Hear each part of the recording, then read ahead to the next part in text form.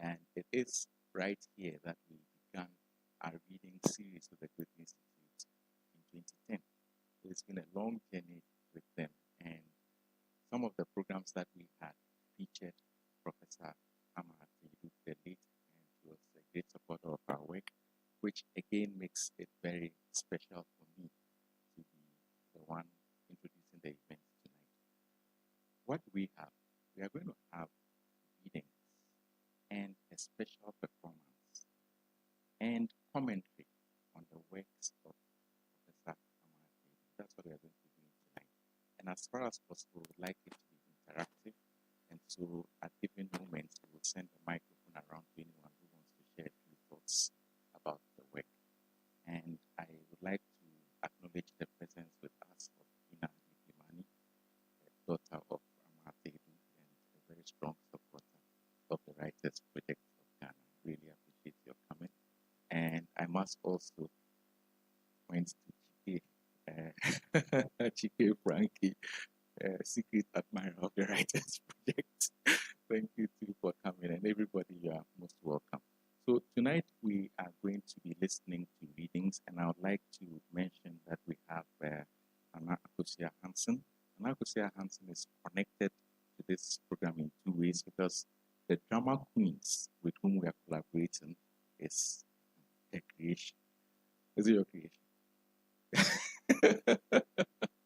And tonight's event is a collaboration between the Writers Project of Ghana, the Drama Queens, and the Goethe-Institut. And Nana Akosua Hanson will be giving us a reading. We also have with us Professor Sarah Dorgabdzi. She was recently head of the Department of Theatre Arts at the University of Ghana, and she is a performer. She also runs a literary arts organization. And every year at the university, she has a fantastic storytelling event. And maybe she will take time to tell us about it as well. So Professor Sarah Dorgabdzi will be giving us performances. Welcome. And finally, we have a good friend of the arts in Ghana, a supporter of all sorts of art, and for sure the literary arts, Professor Esi Sutherland-Addy. And she will be giving us a view of what is read and what is performed.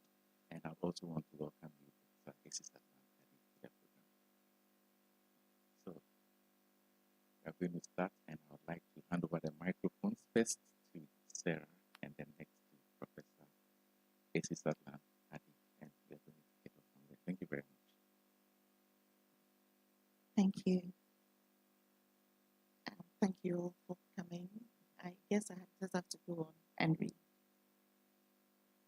Reading a piece titled The Message, and beneath it says, by Christiana Ama Ata Aidoo. That tells you how long ago it was written. The publication is 58 years, so I don't know how long the piece itself is. And it goes like this. Look here, my sister. It should not be said, but they say they opened her up. They opened her up. Yes, they opened her up. And the baby removed. Yes, the baby removed. Yes, the baby removed. I say, they do not say, my sister. Have you heard it? What? This and this and that. Ah, that is it. Mewo. They don't say Mewo. How is she? Am I not here with you? Do I know the highway which leads to Cape Coast? And anyway, how can she live? What is it like giving birth with a stomach which is full? Eh? I am asking you. And if you are always standing on the brink of death, who go to war with a stomach which has no mark, then how would she do whose is open to the wind? Poor pity, I say. Oh, sometimes leave me alone. Leave me alone. I thought now I will have peace, just a little peace. And I said, where is the little bundle I made? Here, come with me. Come to my back. You and I are going to Cape Coast today. Cape Coast. How long ago is it when I went there? You have pursued me all my life. What is it that I alone have done that even now that I have grown very old, you still pursue me? None of the three marriages I entered to worked for me. But even that did not matter. If I'd only got my little ones, but no, they wouldn't. Would they allow them to grow up? How many are they? I've even forgotten. But certainly more than 10. They snatched them up one by one, sleeping, playing in the stream, on the farm. They wheeled around me day by day like kites. Until now, I must make a journey to Cape Coast, which I have not seen for 30 years, because they have slit my little one open. She has eaten the knife, my little child. Oh, I must not think about it. Did they cut her navel up too? I remember it did not heal quickly at all when her cord was cut. And since the scar is a scar, perhaps it hurts her. Oh, my child. I only hope they will give her body to me. My little bundle, come here. You and I are going to Cape Coast today. I'm taking one of her own clothes with me, just in case. These people on the coast do not know how to do anything. They do not know how to do a thing. And I am not going to have anybody mishandle my child's body. I hope they give it to me.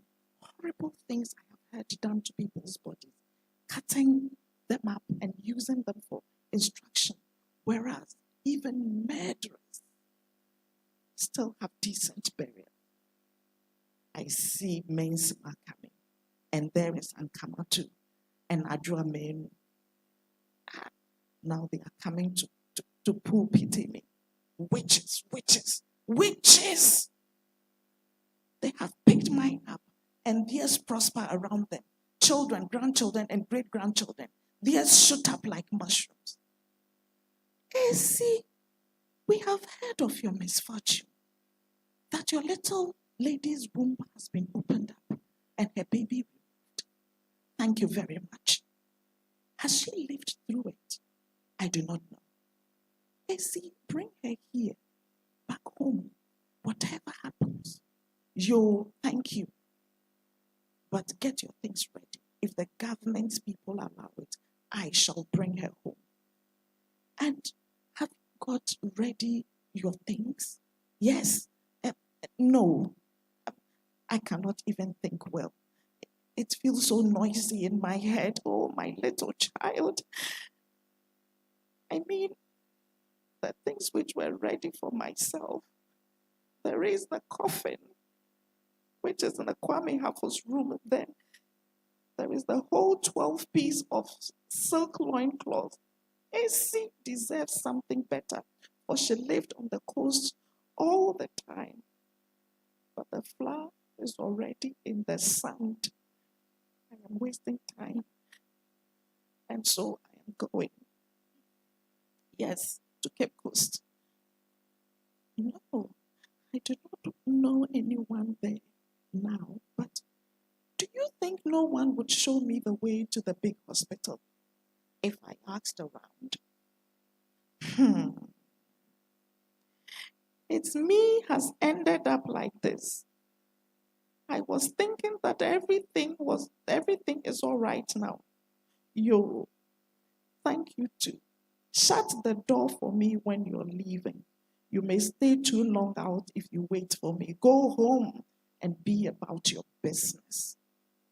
I will let you know when I bring her.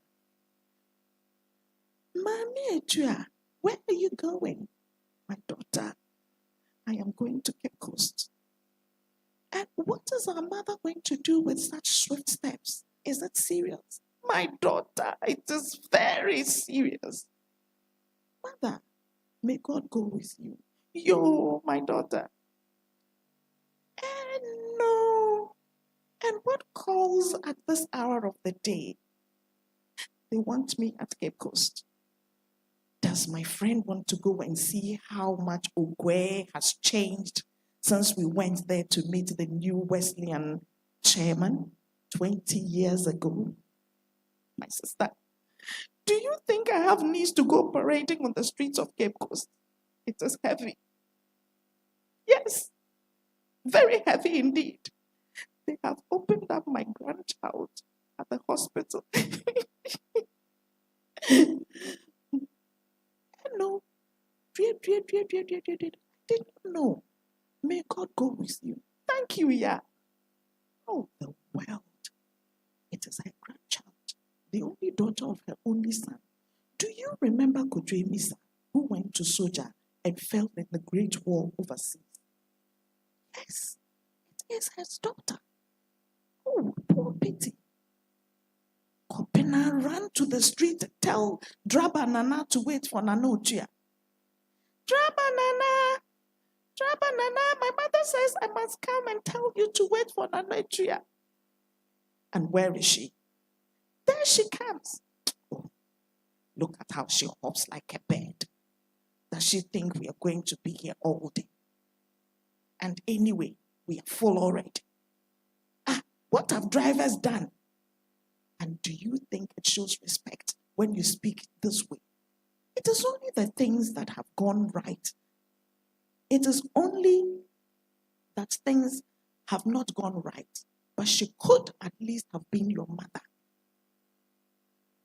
But what have I said? I have not insulted her. I only think that only youth must be permitted to see Cape Coast, the town of the dear and expensive. And do you think she is going on a peaceful journey? Her only granddaughter, her only granddaughter of her only son has been opened up and her baby removed from her womb. Oh God, oh, poor pity. Me, poor pity. I am right about our modern wives. I always say they are useless as compared to our mothers. You drivers. Now, what have our modern wives done? Am I not right? What I always say about them. You go and watch them in the big towns. Also thin and dry as sticks. You can literally blow them away with your press. No decent flesh anywhere. Wooden chairs groan when they meet with their hard exteriors. Oh, you drivers. But of course, all drivers, what have I done? Don't all my male passengers agree with me? These modern girls. Now, here is one who cannot even have a baby in a decent way, but must have the baby removed from her stomach. Chia! What? Here is the old woman whose grandchild. Here is the old woman. Whose grandchild? Yes. Oh, Nana, I hear you are coming with us to Cape Coast. You are coming to Cape Coast with us. Yes, my master. We nearly left you behind. But we heard it was you, and that it is a very heavy journey you were making. Yes, my master. Thank you, my master. Push up, please. Push up. Don't you push up? Why do you all sit and look? Why do you all sit looking at me with such eyes as if I was a block of wood? It is not that there is nowhere to push up to.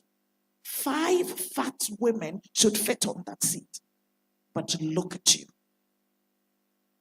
And our old grandmother here is none too plump herself. Nana, if they want to push, come to the front, sit with me. Hey, scholar, go to the back. And do not scowl at me. Do not scowl on me. I know your sort too well. Something tells me you do not have any job at all. For that suit you're wearing and looking so grand in, you hired or borrowed it. You drivers. Oh, drivers. The scholar who read that, and the scholar who read this telegram to me said it was made about 3 days ago. My lady's husband sent it. 3 days. Oh God, that is too long ago. Have they buried her? Where? Oh, did they cut her up? Oh, I should not think about it, or something will happen to me. 11 or 12. If we're paying Okuma, Wami JC, and who else? It is so long, I cannot even count them now. They should have left me here. Sometimes, I hate this nausea. It is the smell of petrol. I was always so sick, but now I hope at least that will not happen. These young people think it is because I am old and they will laugh. At least I know the child of my child. If I knew the child of my child was alive, it would have been good. And the little thing she sent me. Sometimes some people like Mensma and in cancer make me feel as if I had been a barren woman instead of only one with whom infant mortality pledged friendship. I will give her that set of earrings, bracelet, and chain which Ojumfuata made for me. It is the most beautiful and the most expensive thing I have. It does not hurt me to think that I'm going to die very soon and have them and their children gloating over my things. After all, what did they swallow my children for? It does not hurt me at all. If I had been someone else, I would have given them all away before I died. But it does not matter. They can share their own cares. Now that it is the end of me, my roots, eternal death has worked like a warrior rat in diabolical sense of duty and gnawed my bottom. Everything is finished. Oh, everything is finished now. The vacant lot is swept, and the scraps of old sugarcane pulp, dry sticks, and bunches of hair burned. How it reeks, the smoke. Oh, Nana, do not weep. Is the old woman weeping? If the only child of your only child died, won't you weep? Why do you ask me? Do I know her grandchild is dead? Where have you been? Not in this lorry. Where were you when we were discussing? I do not put my mouth in other people's affairs. So what? So go and die. Hey. It is prohibited to quarrel in my lorry. Drabba, here is me, sitting quiet, and this lady of muscle and bone being cheeky to me. Look, I can beat you. Beat me. Beat me, yes, beat me. Let's see. Hey, you are not civilized, eh? Keep quiet. Let us think, both of you, or I will put you down. Nana, do not weep. God is above. There is God above. Thank you, my master. But we are in Cape Coast already.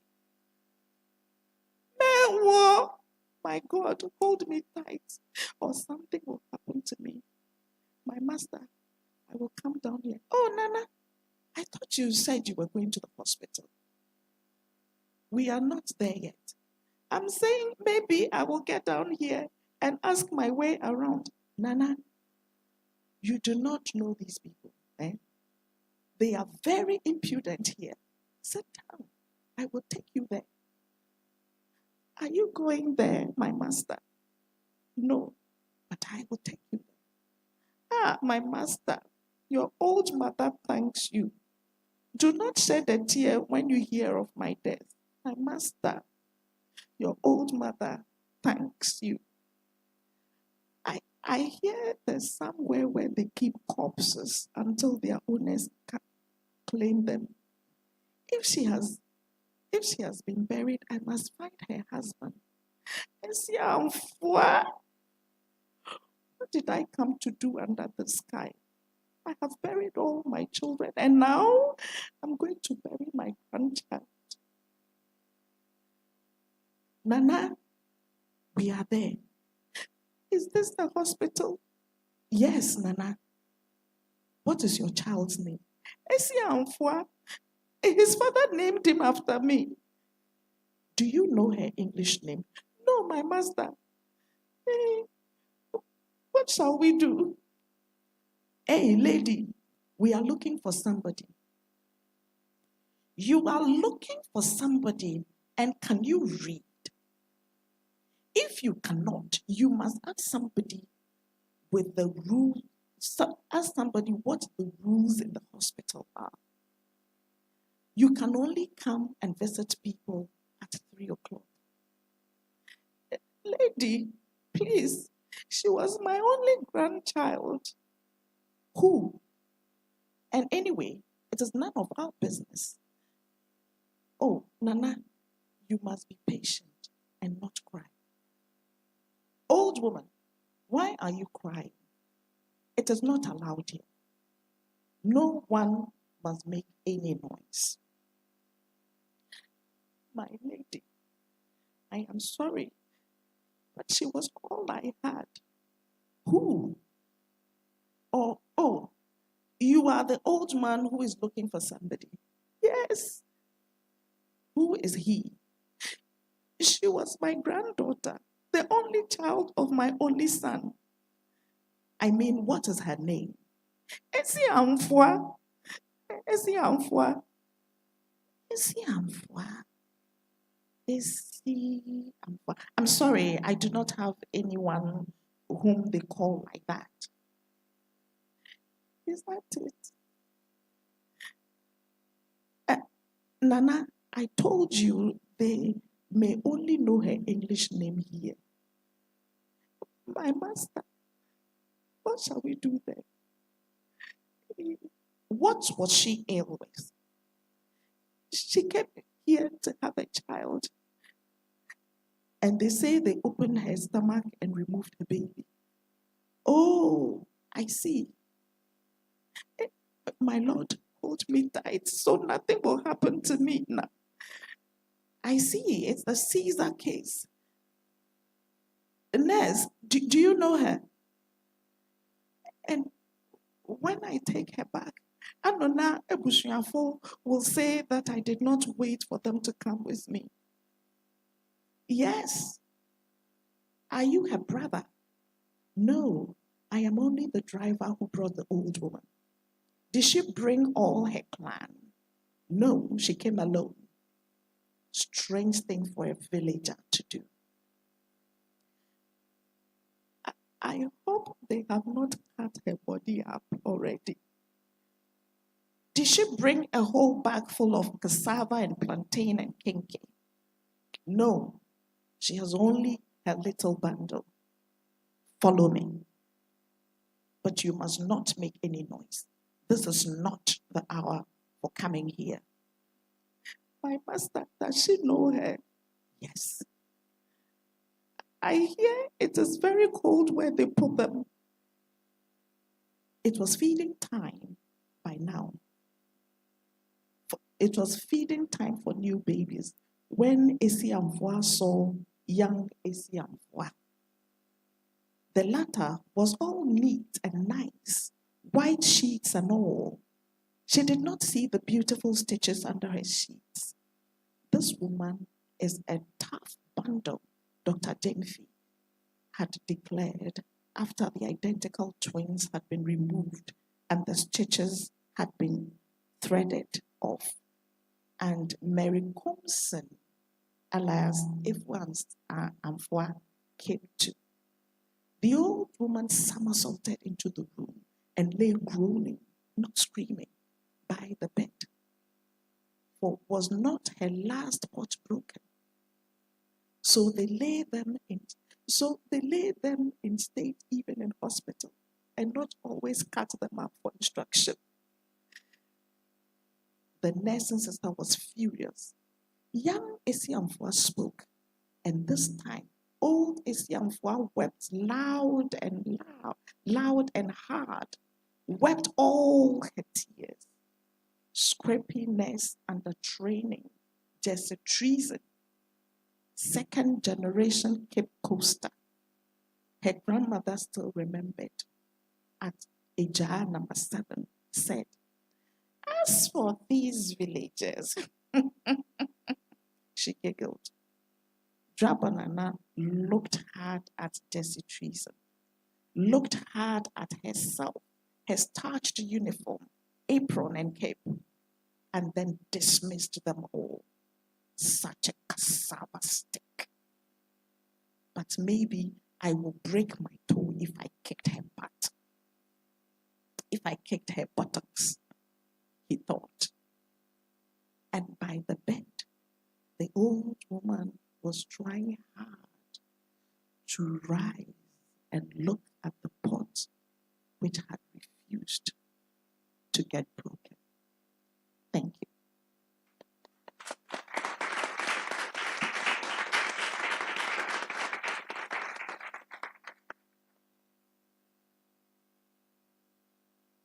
Yeah, this is a piece we worked on in the theater school. We set it to a musical. We made it a play, made it a musical. So with your permission, we can play the audio if you don't mind.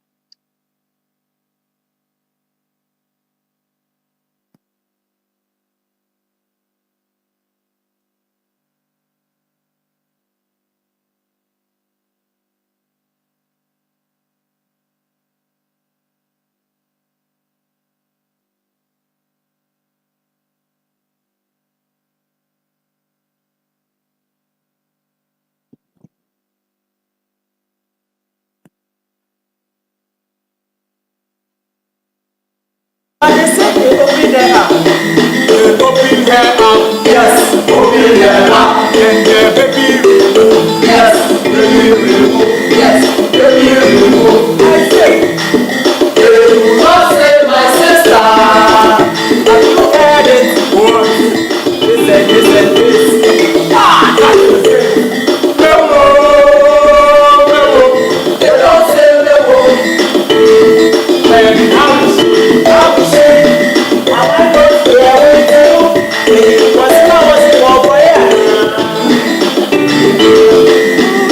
anyway, what is this like?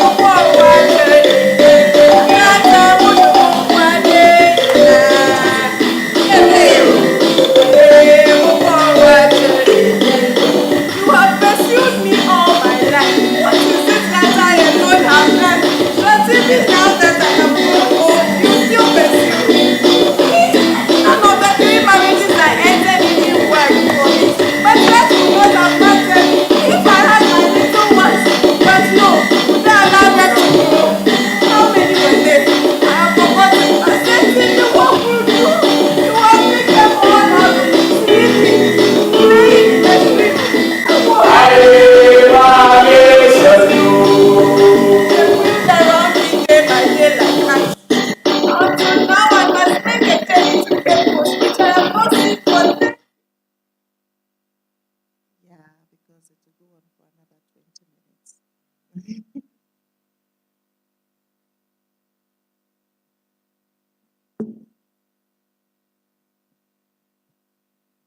Well, thank you very much. I need to perhaps say something about why I'm daring to comment on Ama Ata Aidoo's work and on the readings that are going to be taking place. Actually, not going to say too much until both the readings have been done. But I have researched and taught Ama Ata Aidoo's work for, what shall I say, 40 years or something. It's a long time. I've also had the privilege of being a fly on the wall and watching her do her productions from when I was a child. So it's been an intriguing sort of relationship where she's my auntie and she's this very famous person, and you sort of hover between, you know, being familiar and then behaving yourself and staying out of the conversations of the grown-ups and all those kinds of things. But my interest in Ama Ata Aidoo's work lies in her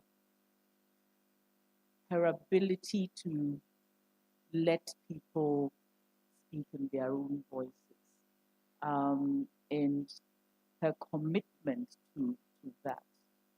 I don't know how many of you have heard her either on video or whatever, but she was absolutely not going to allow the fact that she was cosmopolitan and had a lot of exposure to people abroad and so on to affect her accent or to affect her manner of speech. She believed that, as she says in one of the interviews here, she says, or rather one of her characters says that, well, if this is a global village, we're also part of it.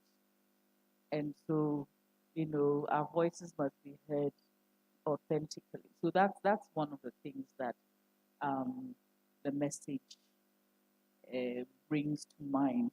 It also, the ability to carry the whole story as a dialogue. It's a very daring thing to do,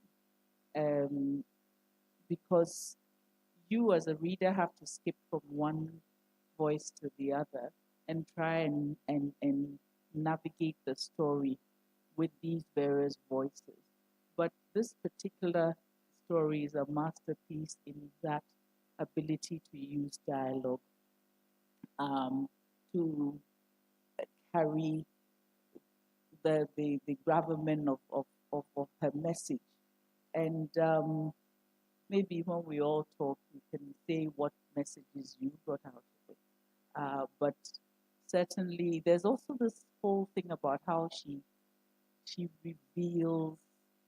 It's like peeling an onion, sort of getting to know more and more and more, but not when you might have expected it.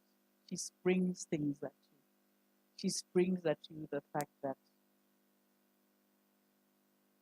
there's a whole issue around being able to not only have children, but that those children will remain alive. And somehow women have the whole responsibilities in their heads. And there's a way she carries that. There's a way she shows the gap between the urban and the rural.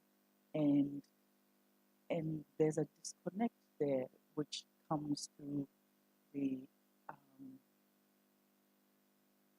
attitude of those who are coming from the rural area into the urban area.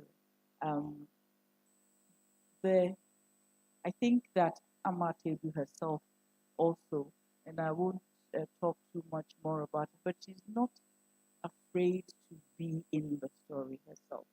So at the end, when she is completely disparaging of the nurse, there's a way in which we insult people in Fanti. And we create epithets. I mean, first of all, she names this nurse Jessie Treeson, Tree as in Treeson, and she's probably, and it's very Fanti. Everybody laughs at the Fantis because of the way that we take our Akan names and then anglicize them.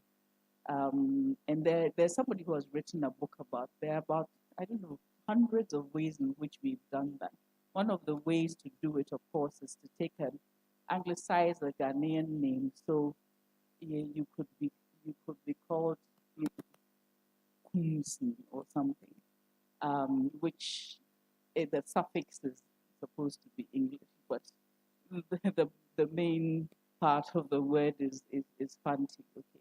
Or else you can translate it. So this girl is probably called Bia or something, which is tree. And then you sort of add the sun to it, to make it as English as possible. And then remember that Esiampwa, the older Esiampwa, doesn't know the English name of her grandchild. But this nurse is called Jessie, you see. And then you can create a whole sentence of insult. Jessie Treeson, second generation Cape Coaster. Her grandmother still remembered at Eja number 7. That's an insult. So she's trying to say that, when did you come to Cape Coast anyway? For you to come and, be rude to people who have genuine issues, So it's Ama Ata Aidoo doesn't, this one, I think that it slipped. She was like, really, honestly, these people, who are in hospitals and so on. And I'm sure many of us have had a few experiences looking at, if not ourselves, experiencing people being treated, looked down on in these states. These in the formal institutions, and the hospital is one of the worst places. Okay. So there are many of Ama Ata Aidoo's works have these, ways in which she involves herself in the story. Now, of course, we may probably have to discuss how you feel about Rava Anand, the driver, and this liminal person who knows both worlds and goes between one world and the other and is not impressed by anybody at all.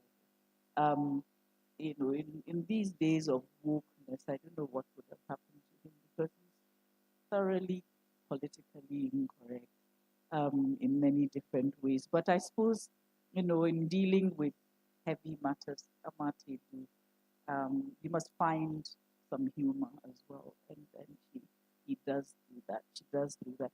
But Martin, I don't know whether you want us to listen to the other presentation and then have a discussion, or do you want people to make comments now? Okay, all right. Okay, so I'll talk some more later.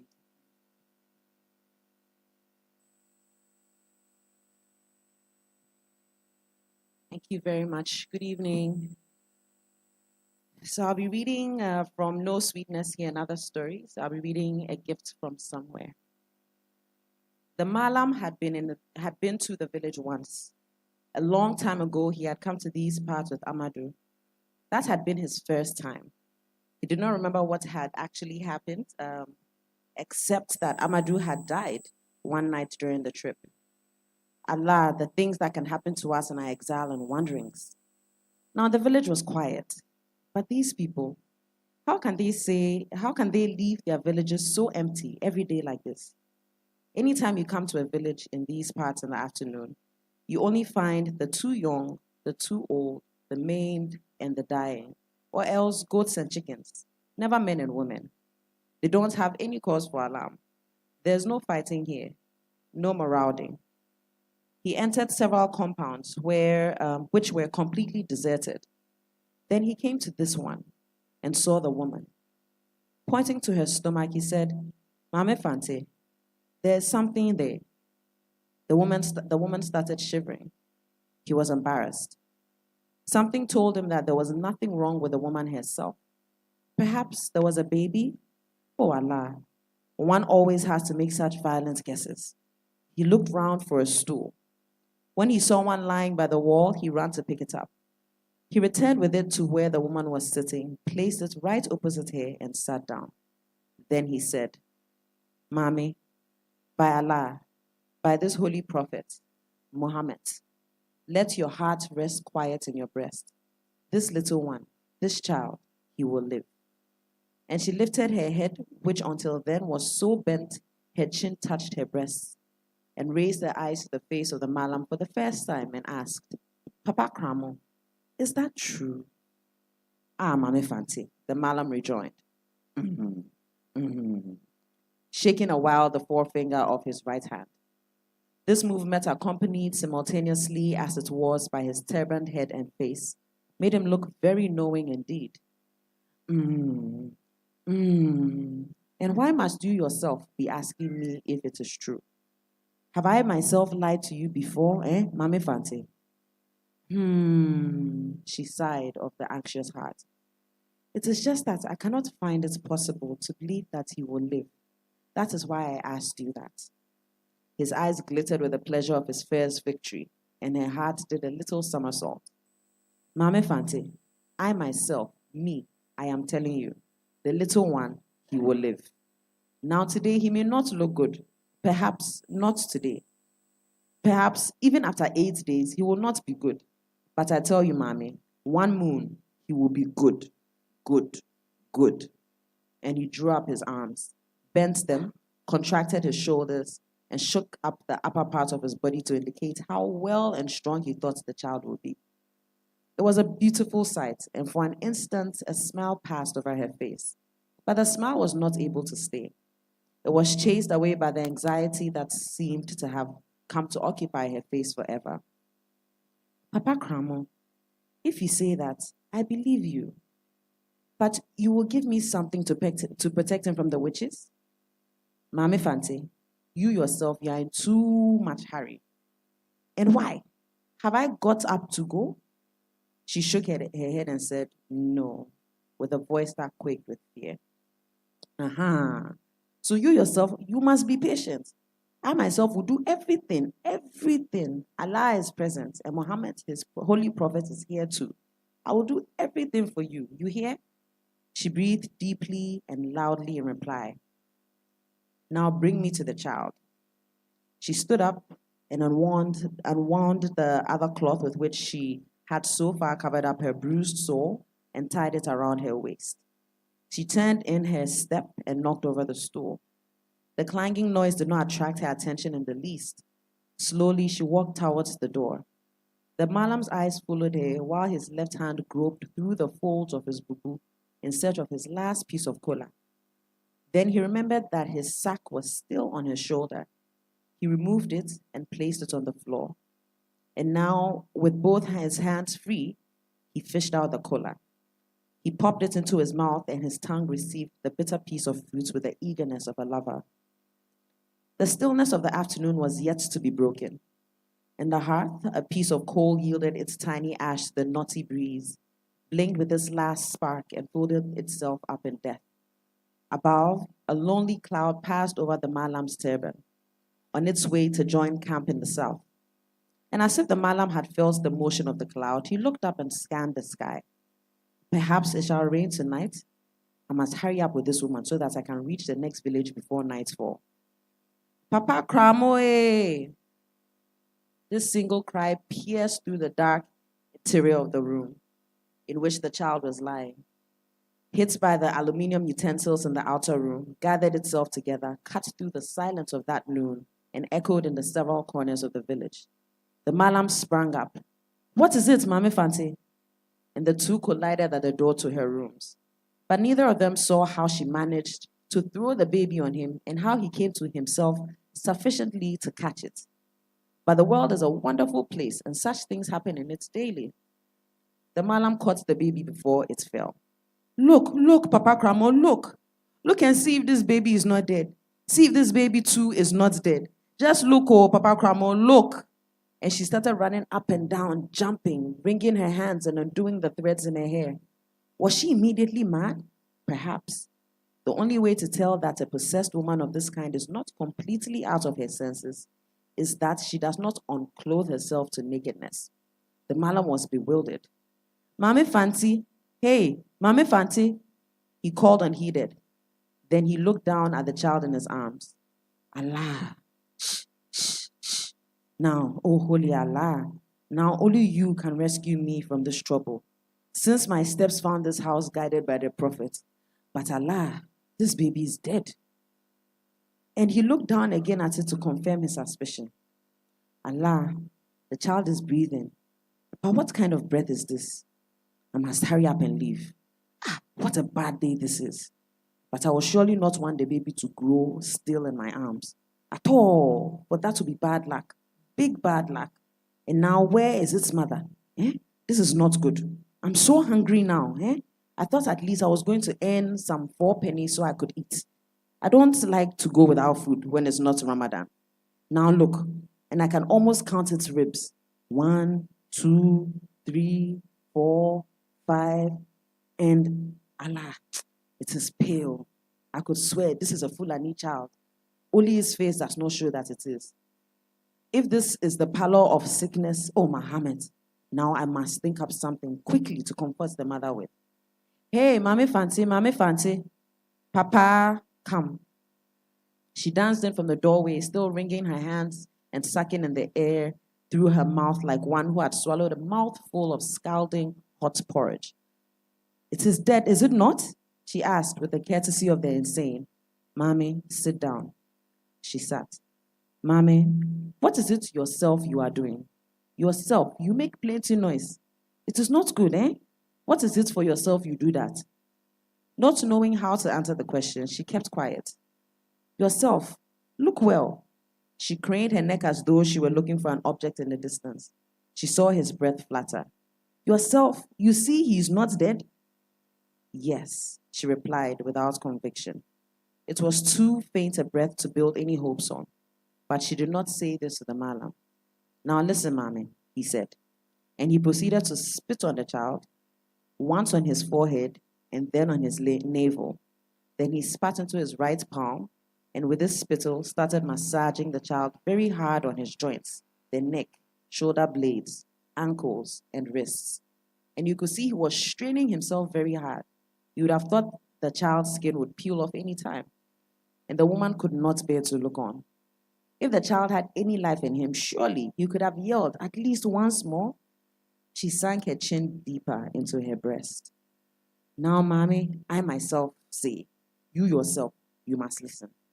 Papa, I'm listening. Mommy, I myself say, this child will live. Now himself, he is too small. Yourself, you must not eat meat. You must not eat fish from the sea. Friday, Sunday, you hear? She nodded in reply. He himself, if he is about 10 years, and he counted 10 by flicking the 5 fingers of his left hand twice over. If he is about 10, tell him he must not eat meat or fish from the sea Friday, Sunday. If he himself does not eat, you, Mame Fanti, you can eat. You hear? She nodded again. Now the child, he will live. Yourself, you must stop weeping. If you do that, it is not good. Now you have the blue dye for washing? Yes, she murmured. And a white piece of cloth? Yes, but it is not big, just about 1.25 yards. That does not matter. Yourself, find those things for me, and I will do something, and your child, he shall be good. She did not say anything. Did you yourself hear me, Mame Fanti? Yes. Now take the child, put him in the room, come back, go and find all the things. She took the thing which might once have been a human child, but now was certainly looking like something else, and went back with it into the room. And she was thinking. Who does a malam think he is deceiving? This is the third child to die. The others never looked half this sick. No. In fact, the last one was fat. I had been playing with it. After the evening meal, I had laid him down on the mat to go and take a quick bath. Nothing strange in that. When I returned to the house later, I powdered myself, finished up the last bits of my toilet, and when I eventually went in to pick up my baby, he was dead. Oh my Lord, my mighty God, who does the malam think he's deceiving? And he was thinking, Allah, just look, I cannot remain here. It will be bad of me to ask the woman for so much as a penny when I know this child will die. Allah, look, the day has come a long way and I have still not eaten. He rose up, picked up his bag from the ground, and with a quietness and a swiftness of which only a nomad is capable, he vanished from the house. When the woman had laid the child down, she returned to the courtyard. Papa Cramo, eh, she called. A goat who had been lying nearby chewing the cud got up and went out quietly too. Cramo. Only her own voice echoed in her brain. She sat down again on the stool. If she was surprised at all, it was only at the neatness of his escape. So he too had seen death. Should any of my friends hear me moaning, they will say I am behaving like one who has not lost a baby before, like a fresh bride who sees her first baby dying. Now all I must do is to try and prepare myself for another pregnancy, for it seems this is the reason why I was created, to be pregnant for 9 of the 12 months of the year. Or is there a way out of it at all? Where does this road lie? I shall have to get used to it. It is the pattern set for my life. For the moment, I must be quiet until the mothers come back in the evening to bury him. Then wrapping the other cloth around her shoulders, she put her chin in her breast and she sat, as though the malam had never been there. But do you know this child did not die? It is wonderful, but this child did not die. This strange world always has something to surprise us with. Kweku Nyameche, somehow he did not die. To his day name Kweku, I have added Nyameche, Kweku Nyameche. For was he not a gift from God through the malam of the bound mouth? And he, the malam of the bound mouth, had not taken from me a penny, not a single penny that ever bore a hole. And the way he had furnished, or it was perhaps the God who yielded me to my mother who came to my aid at last, as he had promised her he would. I remember Mame telling me that when I was only a baby, the God of Mbemu, from whom I came, had promised never to desert me and that he would come to me once in my life when I needed him most.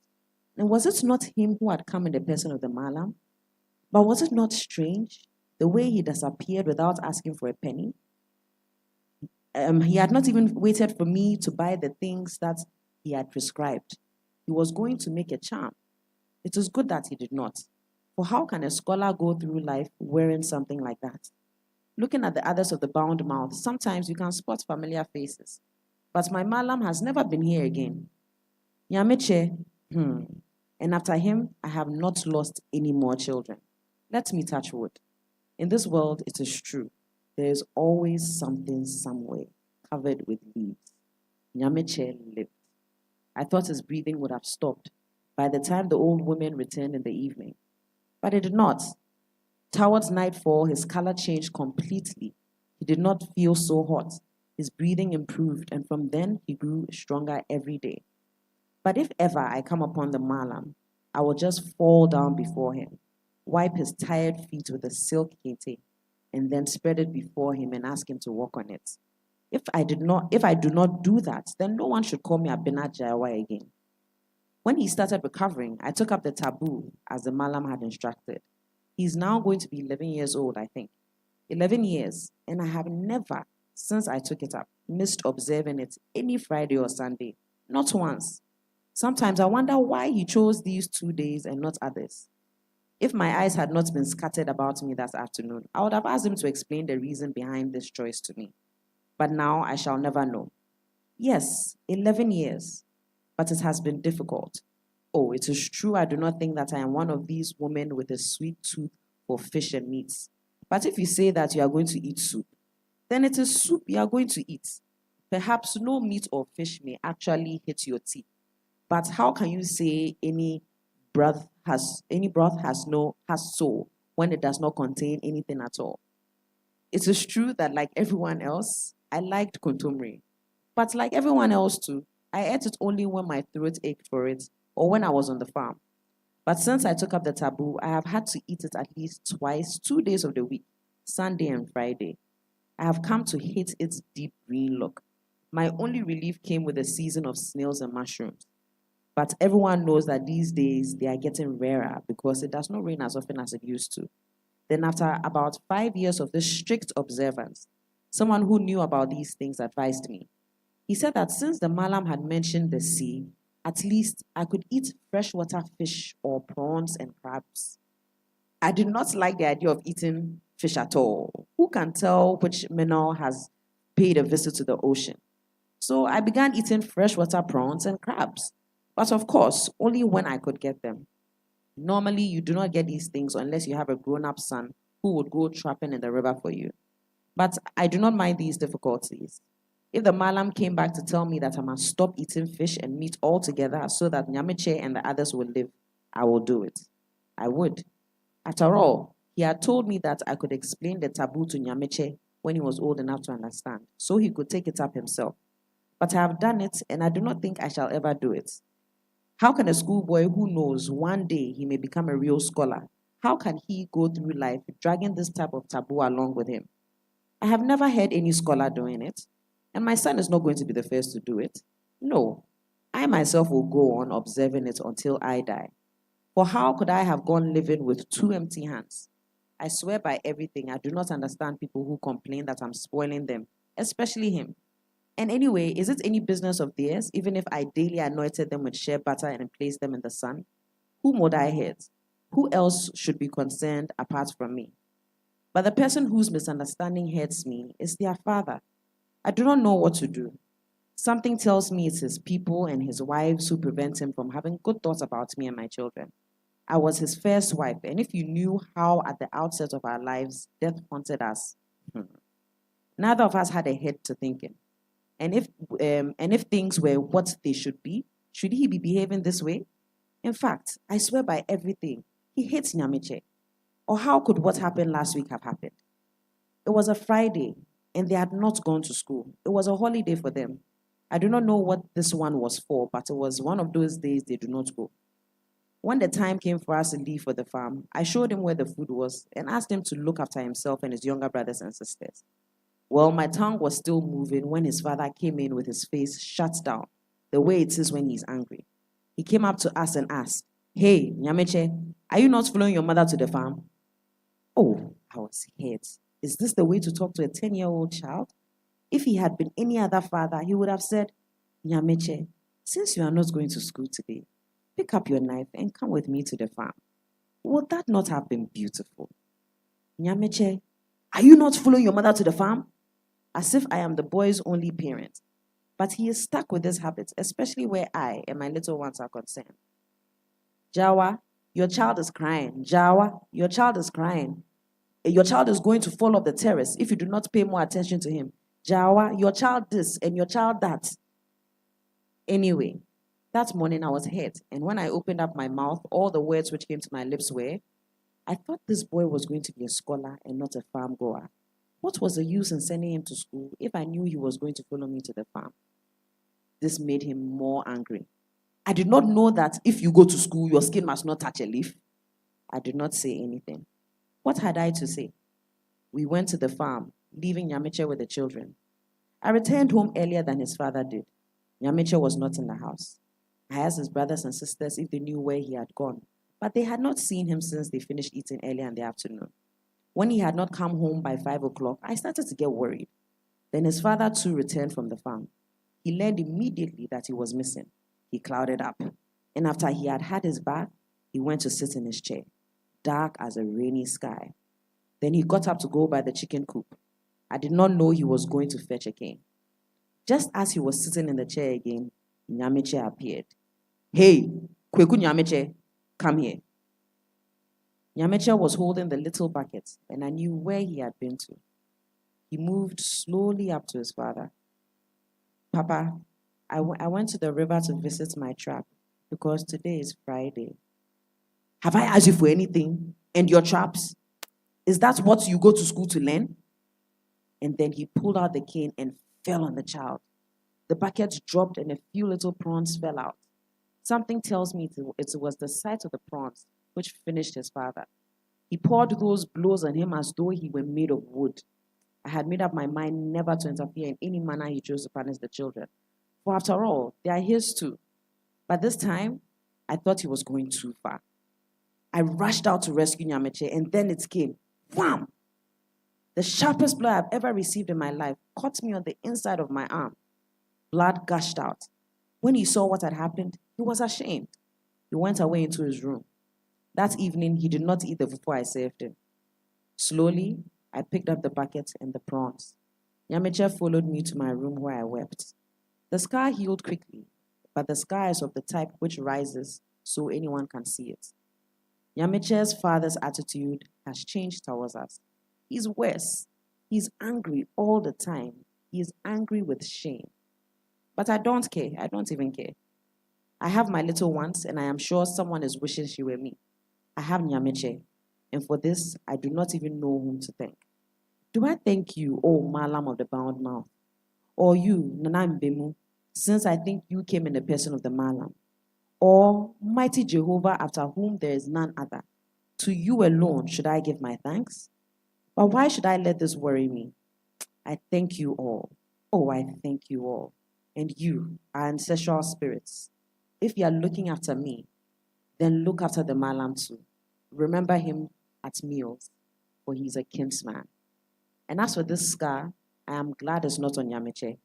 Anytime I see it, I only recall one afternoon when I sat with my chin in my breast before a Malam came in and after a Malam went out. Thank you.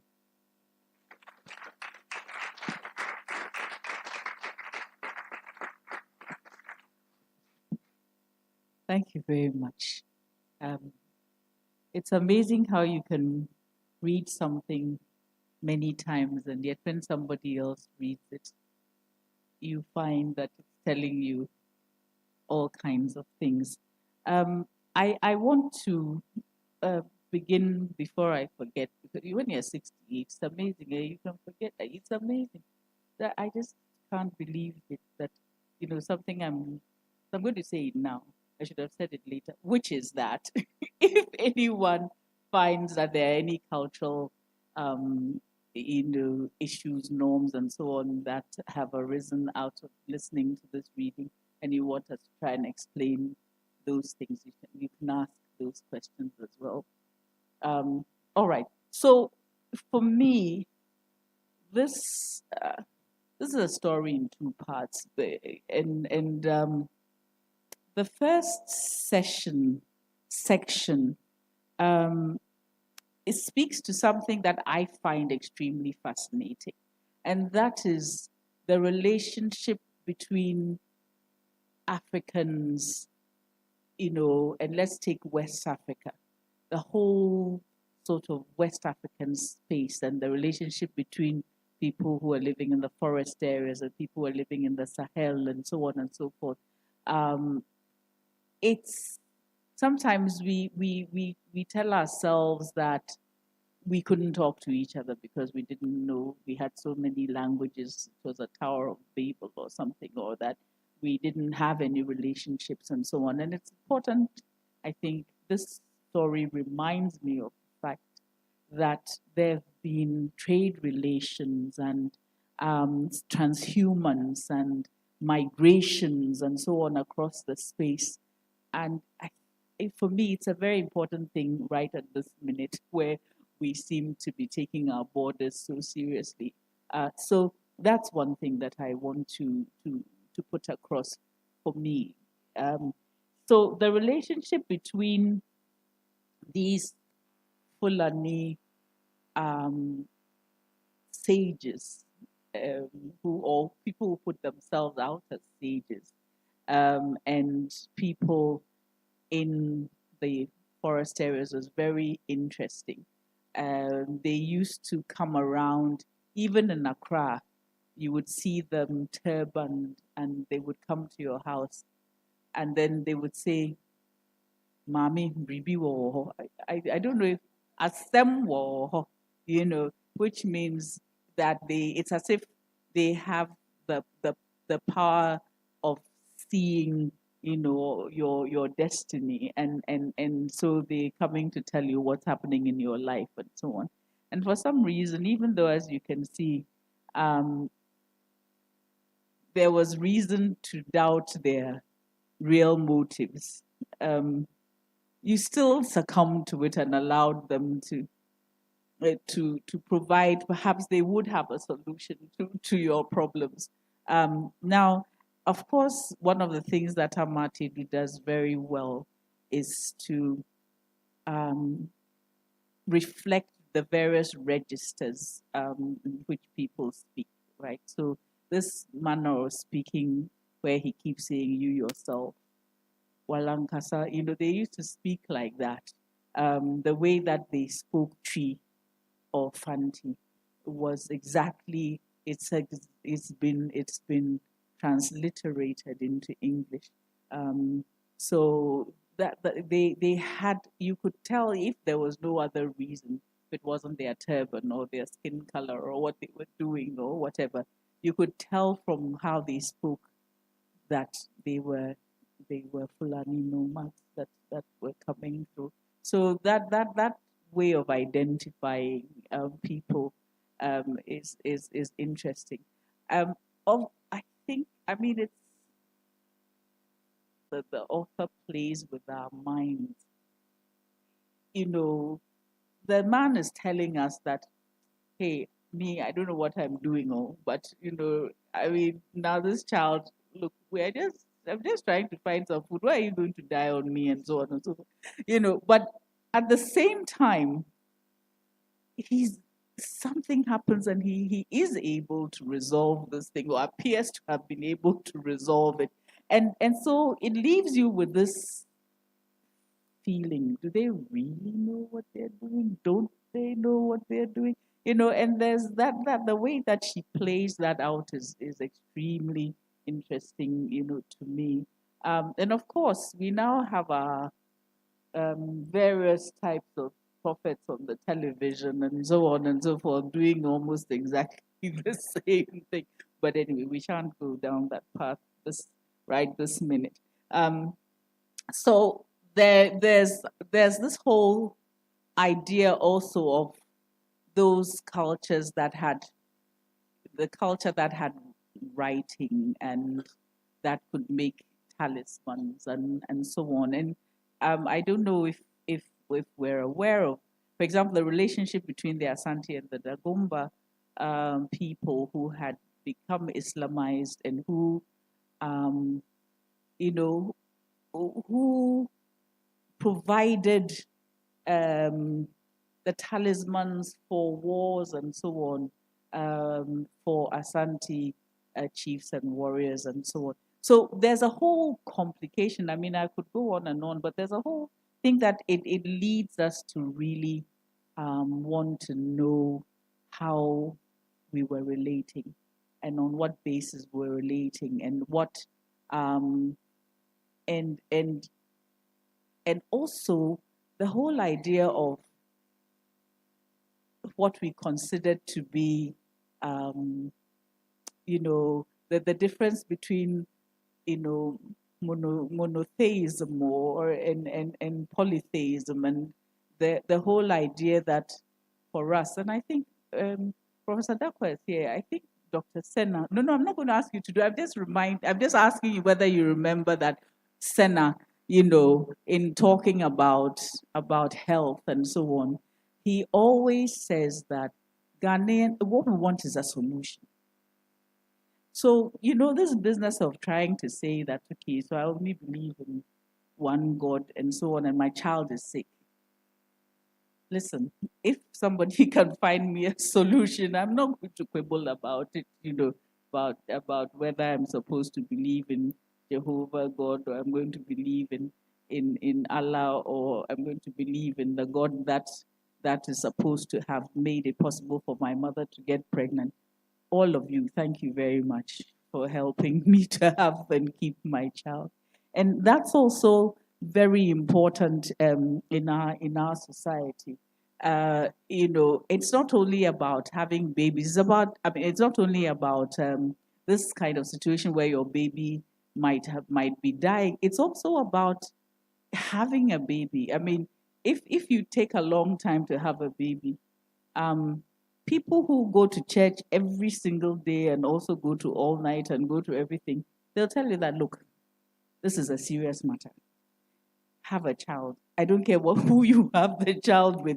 You have to have a child. So they forget about, you're married, you're not married. No, no, no, no, no. And it's very interesting the kind of way that we reason as far as what is important in life is concerned.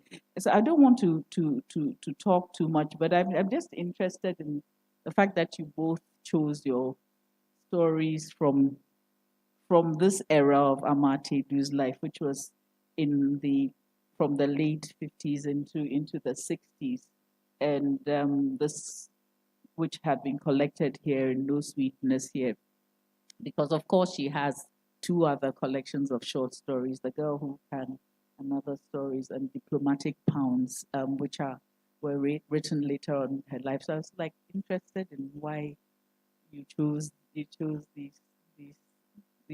stories. And I will sort of, I think I'll let other people speak, and then, what's important for us to know is that Ama Ata Aidoo expressed herself in many different ways. So these are the short stories, but there's also poems, there's also plays, there's also essays, and so she wrote in many different genres. But her passions about giving people voice, about projecting women's stories, and about being able to share the way that we tell stories are always there. And also her frustrations with people who have been to school and people who have privileges and don't use their privileges properly. But we don't have too much of those here this time around. Okay, thank you. Let me allow others to intervene. Anybody want to say something, ask a question? We brought the microphone here, and in case someone wants to chip in a comment or have a question about Please don't be shy.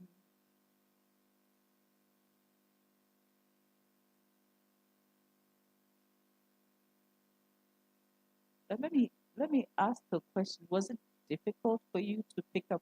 I mean, are these things that I'm saying sounding as if, oh well, you've read those stories several times? Of course, you would say it. Or what did you pick up from the stories, and what do you think went right over your head? Anybody?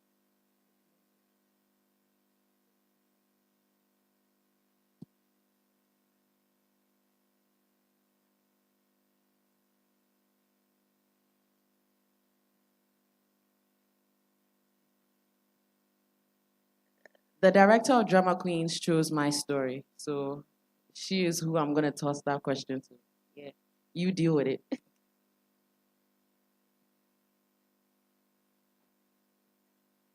I think they need it for the recording, yeah.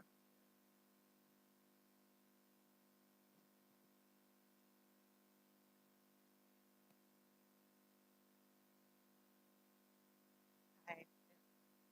So in picking a story, it was a very involving process for me because I had to read a lot, so much, and I liked that. It was very interesting. But I just kept coming to this particular story um, for a couple of reasons. The narration was very fluid, and I thought that is something to look out for if you're reading to an audience, because usually, oftentimes, when you're having a reading and it's very heavy, then the audience might not be able to follow along. And So that was one thing I was looking out for. And the narration of the story was very fluid. But then but also the themes in the story were also very poignant and stood out to me. I had like so I had what's the English? It's not coming, but then I had put like a lot of stories, then baseline, a couple of stories, then I had to like take out of these stories. And I think to make the final decision, it was an issue of which stories had themes, but then which of the themes were not as heavy, but still light enough to make an enjoyable listening process, right? Because in as much as I wanted us to listen, and I really like what Professor Esi was saying about how a lot of the work she's done talks about political theories and concepts, which is something I also saw and throughout this whole process of learning up and reading about and reacquainting myself with Professor Ama Ata's work. And so then the politics and the theories were a very important part in selection for me. But I wanted something that was light enough that people could follow along, people would be invested in. I want to see the end. The imagery in the story was also really, really cool. So yeah, I guess in conclusion, the selection was based on it being an easy light to read because of the narration and how it flows and yeah, I guess it flows, but also the imagery and the themes.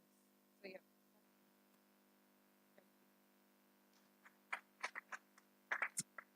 Yeah, I didn't consider any of those things. I just, in fact, when I got called to read, I just said, oh, yeah, I know what I'll read. I hadn't even gone to look for it. In fact, I got this yesterday, but I had read it earlier. And I like the story for the dialogue and for the way it captures the dynamics in the society. And I like the way my students responded to it when I put it forward for the musical theater class and what they came out, the creative work, the interpretations that they brought out of it. It made me love the story even more. And so this is why I chose to read this one. Yes, please. Right now. Oh, yes. Oh, sorry. Yes, sorry.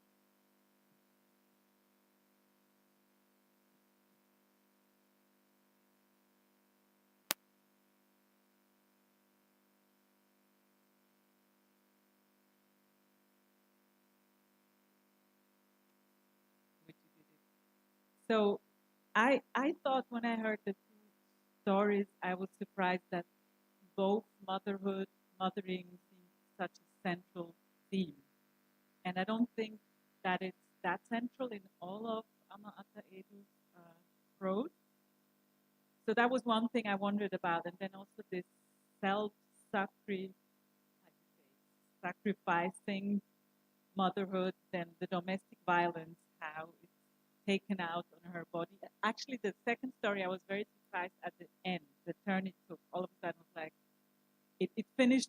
I was surprised when it was, because it could have gone on, and so that aspect of violence, but then also the aspect of mothering. And I wondered whether you could say a bit more about mothering in Ama Ata Aidoo's work, and also this. It's also another time, but kind of this imperative that you have to have, or that you. It's a desire. It's something interior. I'm not saying it's superficial and just society that demands it, but I'm just wondering how you think about this this strong imperative for motherhood in these stories. Thank you. Does anybody else want to ask something before we? Oh, yeah, please.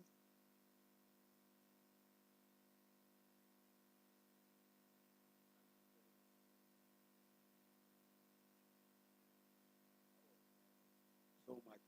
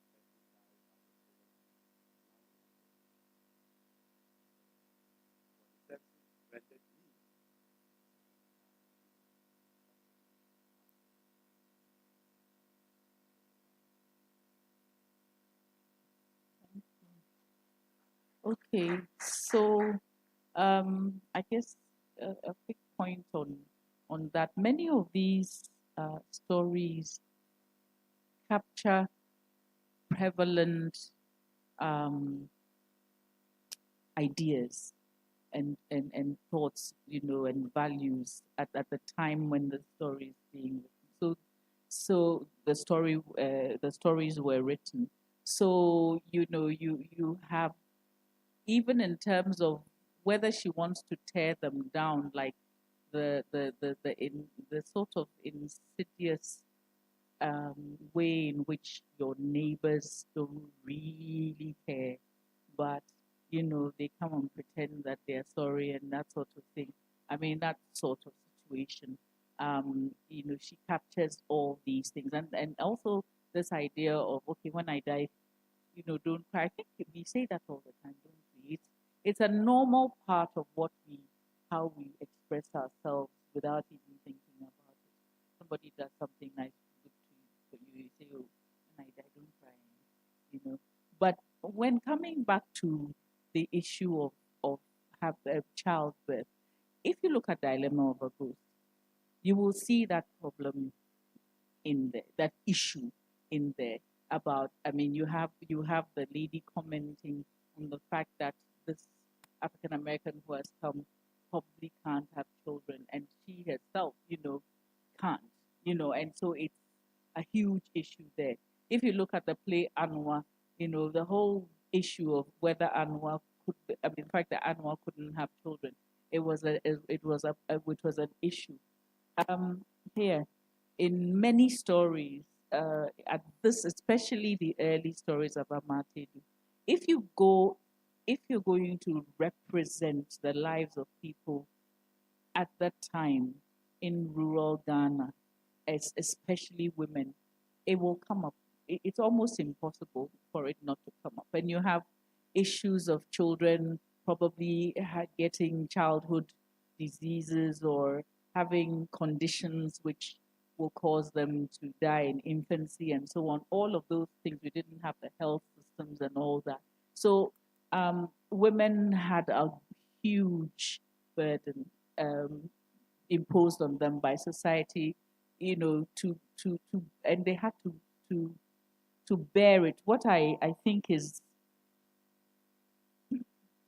I don't know how to put it, but what hits me with these stories is the panic and the sense of being in a psychological condition where you're almost going crazy because children, you know, or because there'll be nobody to.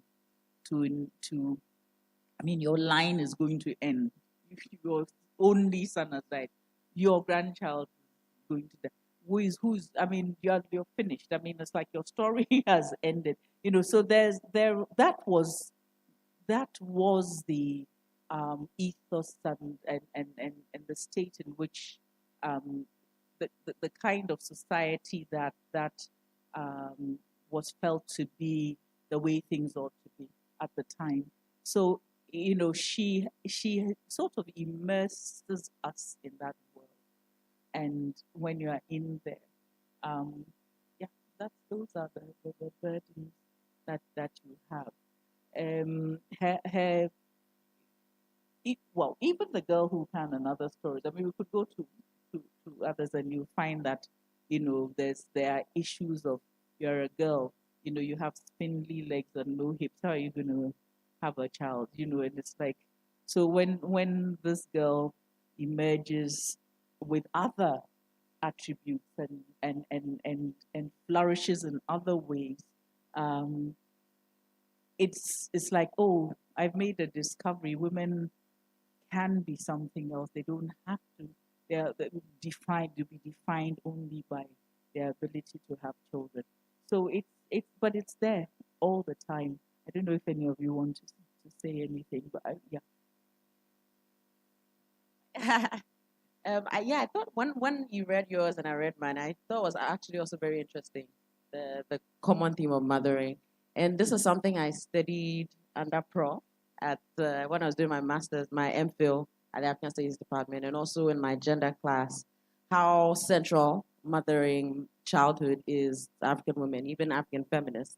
Because I was a feminist, was something I was grappling, and I think the lesson, what I learned in the conversations that I had with my lecturers was the fact that this is African women and how they perceive life, about your line ending, all of that. That's also how we are. That's how we come to life, how we understand generally how it reflects. There are the punishments. I sit here today and if it's my mother's birthday and I call and say happy birthday, yes, happy birthday, but you know what I really want? Just 2 weeks ago she said that, like, every time I'm dodging messages because it's about that. So I used to feel a lot of pressure that does that mean I'm not enough? Look at all the things I'm doing. I'm trying to go to school. I'm trying to, does that mean I'm not enough yet? But then with learning from higher than me, I've come to make peace with this is her reality. This is us. This is how we are. I've learned not to take it with any bitterness, or I just know mommy will ask, oh, mommy, I'm not ready. Oh, mommy, maybe not. So I change the answer all the time, just to calm her spirit down. No more vitriol. Why don't you think this or that? Because in spite of that, African women do giant things. They have children and yet they lead war. They do this, they do that, they do that. It's also just part of our outlook on life. So that's kind of like what I wanted to share, my thoughts on that. I will take it from the very simplistic, so to speak, way that the society looks for continuity through the mothers.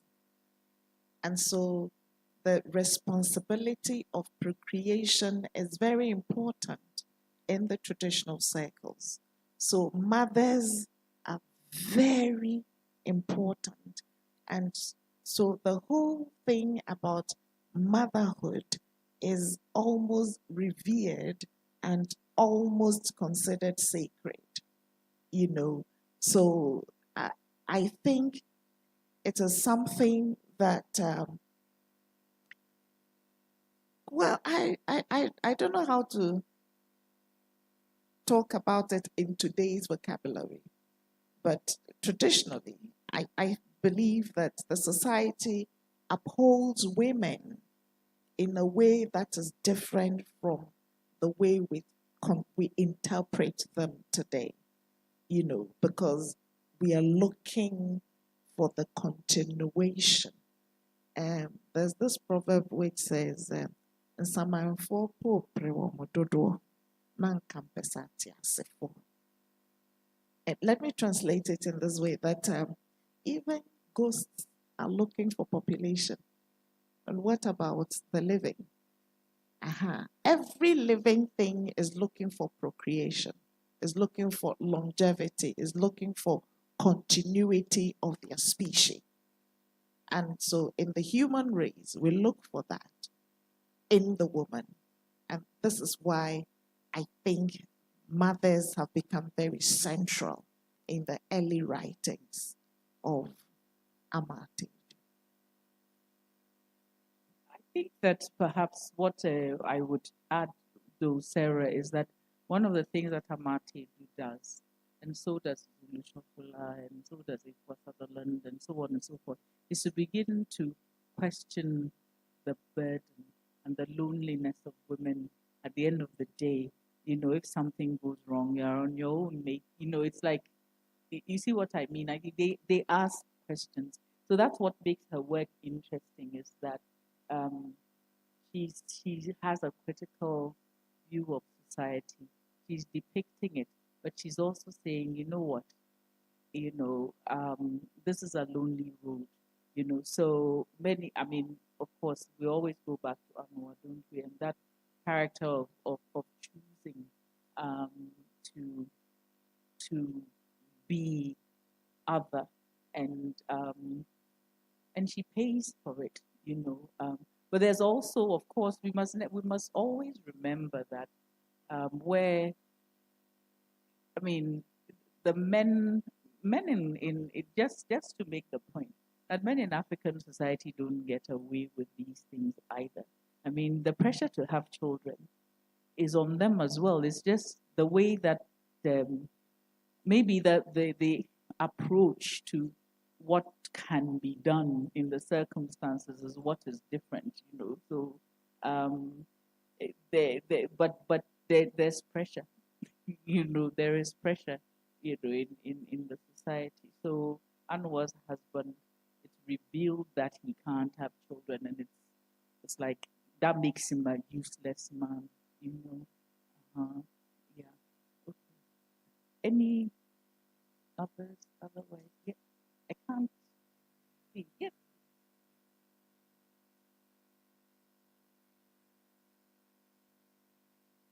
Yes.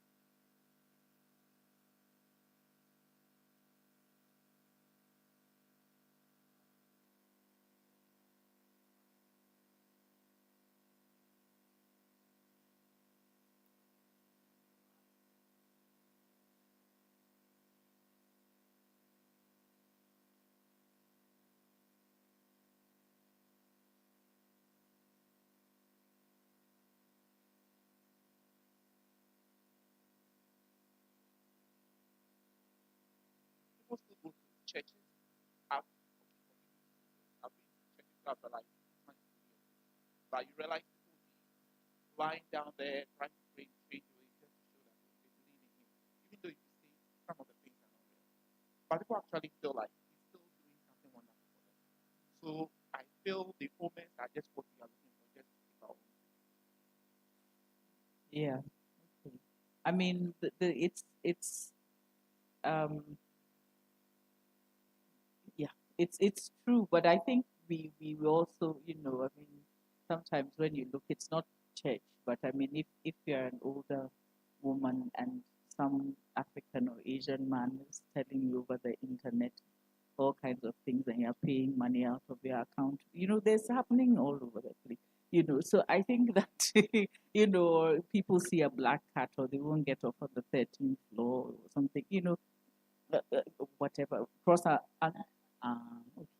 So if we start sharing these stories, somehow people need something other than their plain day-to-day living, um, to be able to have faith that the day will dawn tomorrow and you'll be all right.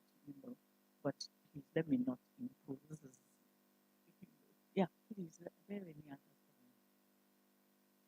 cut finish? Okay. Oh, there's a hand. Okay. Hi. Okay. I wanted to talk about how she let attach on herself or themselves. When you compare extracts, instead of telling you that the Malam is a fake, she let the Malam himself, his own state of mind, his own thoughts, tell you. So you, the reader, I like that in her writing. And I think the one that you read too, she let the driver tell you how exactly ignorant he is, even though he has access to the book. Well, he still doesn't see anything. He's simply observing it on the surface and forming his own the writer doesn't tell you this is the person, because we read a lot of books and we see the authors will tell you, okay, this man is a very stoic person, is a very black. So you're already going to the book expecting the character to develop into something. Her writing skill, she lets the character show you who they are, where they are, when they are, the state of mind that they are in. Thank you. Okay. Well, thank you very much for listening to us. Martin, you better take this microphone and tell us what we're supposed to be doing.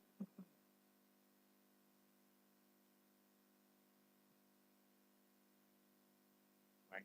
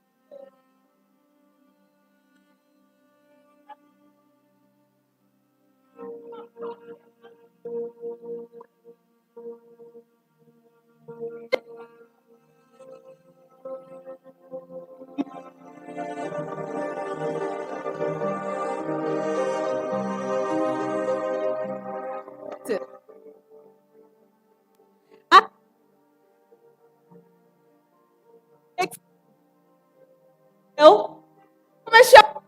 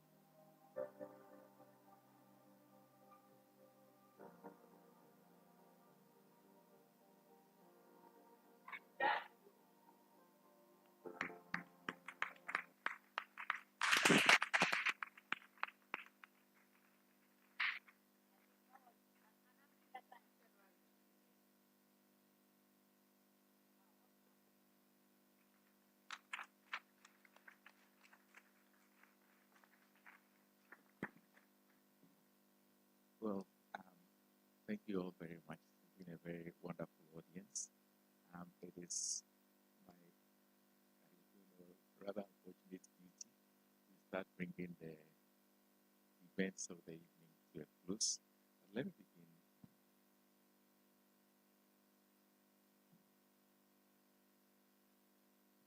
It seems that the technical stuff waited till the last minute to start helping us. But we'll be winding up. But before we do that, I want to. Hi. Oh, hi. Yeah, so thank you guys for coming and for joining this conversation.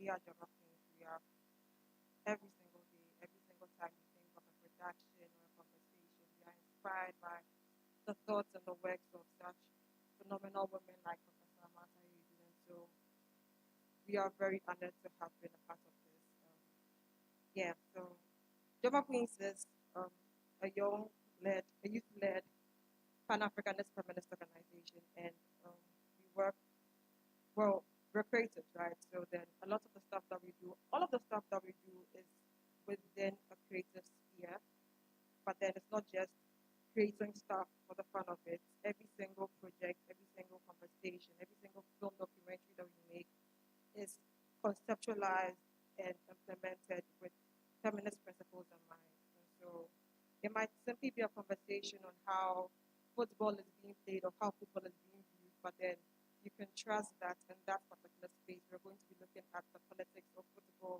how gender patterns are played, all of that stuff. And we're just really glad to have shared the space with all of you on the Writers Project. And yeah, thank you. Oh, follow us on social media. And yeah, at Jama Queens GH. Thank you. So thank you very much, Drama Queens, and I think we should be doing much more with you. The next time we actually will be having an event with Drama Queens is at this year's PIJA, a literary festival in Accra. I've put out some flyers so everybody gets one, but just mark the dates 13th to the 15th of October, right here at the Goethe-Institut. We're going to be having 3 days of literary activities, and you are most welcome to attend. So with this, I have to begin there. Thank you very much, Professor Dorgabdzi. It was a wonderful performance. I would like to also ask the performance we wanted to have a playback of, whether it's possible for people to get access to it outside. Okay. That's a very long yes. It means there are many no's in between. But we can work on that and put it online so people can. We just did it as a class exercise, but it was a brilliant performance. So we don't even have the music recorded on its own. It was just organic in the moment. So I'm going to work on that so we can have it properly edited and put online for people to access. Once that is done, I will let you know so that you can point people in that direction. Thank you very much. And thank you for being here for this evening's program. And next to you, Nana Akosua Hanson. My thanks to you for joining us. I know that I initially introduced you and asked and said that you were connected with Drama Queens. And you said partially. We just want to know very briefly how partial is the partially? How are you connected with Drama Queens? So when the directors are here, there's no way you should put me in the spotlight with Drama Queens. They are the ones. I'm the founder. I'm no longer running it. They are the ones running it. So that's why you saw me greasy like that. I like to just leave it. Yeah, acted in plays. Like, Charlie, that's what I do. Act in plays, right? All of that. And then go to school with Prof Esi. So, yeah, and I also work on radio, I guess, basically, too, as well. I do Moon Girls, a comic book series. PIJA has gladly given us a wall to exhibit our new art for season 3. Season 3 explores African folklore, African creation stories, and we also create our own stories. So if you think of Adam and Eve, think of how we would twist it. All of that is happening at the PIJA Festival. So thank you all.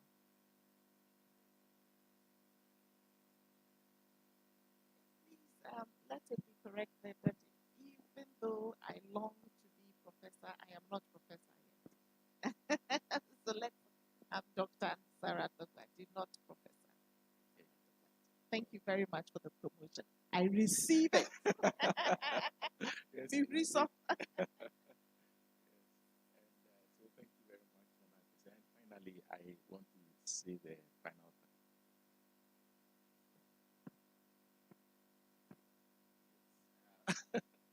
I found your commentary extremely insightful. There are many things that I would have missed actually if I had just read the books and thought about them in my own way. And so I hope that this also was shared by the audience.